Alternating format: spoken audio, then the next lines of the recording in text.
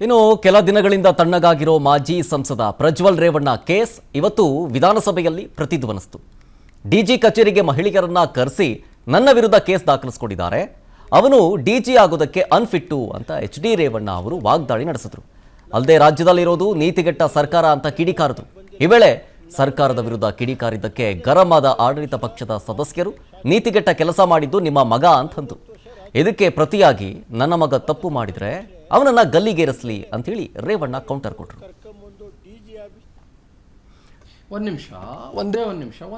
ಒಂದೇ ನಿಮಿಷ ನನಗೆ ನಾನು ಹಿಂದಿನ GT ಮಾಲ್ ಫುಟೇಜ್ಗೆ ಒಂಚೂರು ಬರ್ತೇನೆ. ರೇವಣ್ಣ ಅವ್ರ ಫುಟೇಜ್ ಒಂಚೂರು ಹಾಕೊಳ್ಳಿ, ಅದಕ್ಕೆ ಒಂಚೂರು ಆಯಿತಾ. ರೇವಣ್ಣ ಅವ್ರು ಪಂಚೆ ಇಟ್ಕೊಂಡಿದ್ದಾರೆ. ನಾಳೆ GT ಮಾಲ್ಗೆ ಹೋದರೆ ರೇವಣ್ಣ ಅವ್ರು ಬಿಡಲ್ವಾ? ಯಾಕ್ರಿ? ಮಾನ್ಯ ಮುಖ್ಯಮಂತ್ರಿಗಳು, ಘನತವತ್ತ ಮಾನ್ಯ ಮುಖ್ಯಮಂತ್ರಿಗಳು ಸಿದ್ದರಾಮಯ್ಯನವರು, ನಮ್ಮೆಲ್ಲರ ಅತ್ಯಂತ ಪ್ರೀತಿಯ ಮುಖ್ಯಮಂತ್ರಿಗಳು, ಅವ್ರು ಪಂಚೆ ಇಟ್ಕೊಳ್ತಾರೆ. ಅವರನ್ನು ನಾಳೆ GT ಮಾಲ್ಗೆ ಬಿಡಲ್ವಾ? ಮಾನ್ಯ ಕುಮಾರಸ್ವಾಮಿ ಅವರು ಇವತ್ತು ಸಂಸದರಾಗಿದ್ದಾರೆ, ಅತಿ ಉನ್ನತ ಸ್ಥಾನದಲ್ಲಿದ್ದಾರೆ, ತುಂಬ ಒಳ್ಳೆ ಪೊಸಿಷನ್ನಲ್ಲಿದ್ದಾರೆ, ಭಾಳ ಗೌರವ ಅವ್ರು ಕಂಡ್ರೆ ನಮಗೆಲ್ಲರಿಗೂ. ಅವ್ರಿಗೆ GT ಮಾಲಲ್ಲಿ ಬಿಡಲ್ವಾ? ನೀವು ಪಂಚೆ ಉಟ್ಕೊಂಡಿದ್ದು ಮಾತ್ರ ನಿಮ್ಮ ಗಮನಕ್ಕ, GT ಮಾಲ್ ಗಮನಕ್ಕೆ, ಅಥವಾ ಮುಖ ನೋಡಿ ಮಣೆ ಆಗ್ತೀರಾ ನೀವೆಲ್ಲರೂ? I have this question, please answer somebody. Next please. Jammu ಕಾಶ್ಮೀರದ ದೋಡಾ ಜಿಲ್ಲೆಯ ಅರಣ್ಯ ಪ್ರದೇಶದಲ್ಲಿ ಉಗ್ರರು ಮತ್ತು ಸೇನೆ ನಡುವಿನ ಗುಂಡಿನ ಕಾಳಗದಲ್ಲಿ ಓರ್ವ ಸೇನಾಧಿಕಾರಿ ಸೇರಿ 4 ಯೋಧರು ಹುತಾತ್ಮರಾಗಿದ್ದಾರೆ. ದಾಳಿಯ ಹೊಣೆಯನ್ನ ಪಾಕಿಸ್ತಾನ ಮೂಲದ ಜೈಷ್ ಇ ಮೊಹಮ್ಮದ್ನ ಸಹ ಸಂಘಟನೆ ಕಾಶ್ಮೀರಿ ಟೈಗರ್ ಹೊತ್ತುಕೊಂಡಿದೆ. ಇದರ ಬೆನ್ನಲ್ಲೇ ಬಿಜೆಪಿ ವಿರುದ್ಧ ರಾಹುಲ್ ಗಾಂಧಿ ಕಿಡಿಕಾರಿದ್ದು, ಬಿಜೆಪಿಯ ತಪ್ಪು ನೀತಿಗಳಿಂದ ಸೈನಿಕರು ಸಾಯುತ್ತಿದ್ದಾರೆ ಅಂತ ರಾಹುಲ್ ಗಾಂಧಿ ಟೀಕಿಸಿದ್ದಾರೆ. ಎಐಸಿಸಿ ಅಧ್ಯಕ್ಷ ಮಲ್ಲಿಕಾರ್ಜುನ್ ಖರ್ಗೆ ಕೂಡ ಕೇಂದ್ರ ಸರ್ಕಾರವನ್ನು ತರಾಟೆಗೆ ತೆಗೆದುಕೊಂಡಿದ್ದು, ಸುಳ್ಳು ಧೈರ್ಯ, ನಕಲಿ ನಿರೂಪಣೆಗಳ ಮೂಲಕ ರಾಷ್ಟ್ರೀಯ ಭದ್ರತೆ ಹೆಚ್ಚಿಸುವುದಕ್ಕೆ ಸಾಧ್ಯ ಇಲ್ಲ ಅಂತ ಕುಟುಕಿದ್ದಾರೆ.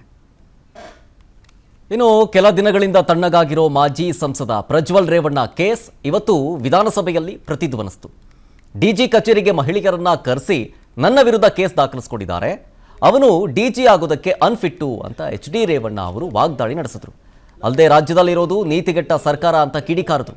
ಈ ವೇಳೆ ಸರ್ಕಾರದ ವಿರುದ್ಧ ಕಿಡಿಕಾರಿದ್ದಕ್ಕೆ ಗರಂ ಆದ ಆಡಳಿತ ಪಕ್ಷದ ಸದಸ್ಯರು ನೀತಿಗೆಟ್ಟ ಕೆಲಸ ಮಾಡಿದ್ದು ನಿಮ್ಮ ಮಗ ಅಂತಂತು. ಇದಕ್ಕೆ ಪ್ರತಿಯಾಗಿ ನನ್ನ ಮಗ ತಪ್ಪು ಮಾಡಿದ್ರೆ ಅವನನ್ನ ಗಲ್ಲಿಗೇರಿಸಲಿ ಅಂತೇಳಿ ರೇವಣ್ಣ ಕೌಂಟರ್ ಕೊಟ್ಟರು.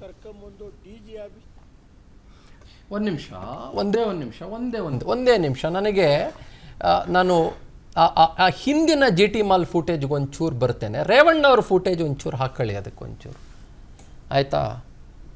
ರೇವಣ್ಣ ಅವ್ರು ಪಂಚೆ ಇಟ್ಕೊಂಡಿದ್ದಾರೆ. ನಾಳೆ GT ಮಾಲ್ಗೆ ಹೋದರೆ ರೇವಣ್ಣ ಅವ್ರು ಬಿಡಲ್ವಾ? ಯಾಕ್ರಿ? ಮಾನ್ಯ ಮುಖ್ಯಮಂತ್ರಿಗಳು, ಘನತವತ್ತ ಮಾನ್ಯ ಮುಖ್ಯಮಂತ್ರಿಗಳು ಸಿದ್ದರಾಮಯ್ಯನವರು, ನಮ್ಮೆಲ್ಲರ ಅತ್ಯಂತ ಪ್ರೀತಿಯ ಮುಖ್ಯಮಂತ್ರಿಗಳು, ಅವ್ರು ಪಂಚೆ ಇಟ್ಕೊಳ್ತಾರೆ. ಅವರನ್ನು ನಾಳೆ GT ಮಾಲ್ಗೆ ಬಿಡಲ್ವಾ? ಮಾನ್ಯ ಕುಮಾರಸ್ವಾಮಿ ಅವರು ಇವತ್ತು ಸಂಸದರಾಗಿದ್ದಾರೆ, ಅತಿ ಉನ್ನತ ಸ್ಥಾನದಲ್ಲಿದ್ದಾರೆ, ತುಂಬ ಒಳ್ಳೆ ಪೊಸಿಷನ್ನಲ್ಲಿದ್ದಾರೆ, ಭಾಳ ಗೌರವ ಅವ್ರು ಕಂಡ್ರೆ ನಮಗೆಲ್ಲರಿಗೂ. ಅವ್ರಿಗೆ GT ಮಾಲಲ್ಲಿ ಬಿಡಲ್ವಾ? ನೀವು ಪಂಚೆ ಉಟ್ಕೊಂಡಿದ್ದು ಮಾತ್ರ ನಿಮ್ಮ ಗಮನಕ್ಕ, GT ಮಾಲ್ ಗಮನಕ್ಕೆ, ಅಥವಾ ಮುಖ ನೋಡಿ ಮಣೆ ಆಗ್ತೀರಾ ನೀವೆಲ್ಲರೂ? I have this question, please answer somebody. Next please. Jammu ಕಾಶ್ಮೀರದ ದೋಡಾ ಜಿಲ್ಲೆಯ ಅರಣ್ಯ ಪ್ರದೇಶದಲ್ಲಿ ಉಗ್ರರು ಮತ್ತು ಸೇನೆ ನಡುವಿನ ಗುಂಡಿನ ಕಾಳಗದಲ್ಲಿ ಓರ್ವ ಸೇನಾಧಿಕಾರಿ ಸೇರಿ 4 ಯೋಧರು ಹುತಾತ್ಮರಾಗಿದ್ದಾರೆ.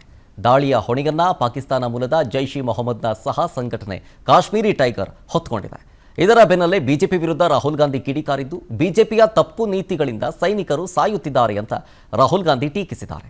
ಎಐಸಿಸಿ ಅಧ್ಯಕ್ಷ ಮಲ್ಲಿಕಾರ್ಜುನ್ ಖರ್ಗೆ ಕೂಡ ಕೇಂದ್ರ ಸರ್ಕಾರವನ್ನು ತರಾಟೆಗೆ ತೆಗೆದುಕೊಂಡಿದ್ದು, ಸುಳ್ಳು ಧೈರ್ಯ, ನಕಲಿ ನಿರೂಪಣೆಗಳ ಮೂಲಕ ರಾಷ್ಟ್ರೀಯ ಭದ್ರತೆ ಹೆಚ್ಚಿಸುವುದಕ್ಕೆ ಸಾಧ್ಯ ಇಲ್ಲ ಅಂತ ಕುಟುಕಿದ್ದಾರೆ. ಅನುಕ್ಷಣದ ಸುದ್ದಿಗಳಿಗಾಗಿ ವಿಸ್ತಾರ ನ್ಯೂಸ್ ಯೂಟ್ಯೂಬ್ ಚಾನೆಲ್ ಸಬ್ಸ್ಕ್ರೈಬ್ ಮಾಡಿ. ಹೊಸ ಸುದ್ದಿಗಳ ನೋಟಿಫಿಕೇಶನ್ಗಾಗಿ ಬೆಲ್ ಐಕಾನ್ ಕ್ಲಿಕ್ ಮಾಡಿ. ಲೇಟೆಸ್ಟ್ ಅಪ್ಡೇಟ್ಸ್ಗಾಗಿ www.vistaranews.com ವೆಬ್ಸೈಟ್ಗೆ ವಿಸಿಟ್ ಮಾಡಿ. ಅಂಗೈಯಲ್ಲೇ ಜಗತ್ತಿನ ಸುದ್ದಿ ತಿಳಿಯಲು ವಿಸ್ತಾರ ನ್ಯೂಸ್ ಕನ್ನಡ ಆಪ್ ಡೌನ್ಲೋಡ್ ಮಾಡಿ.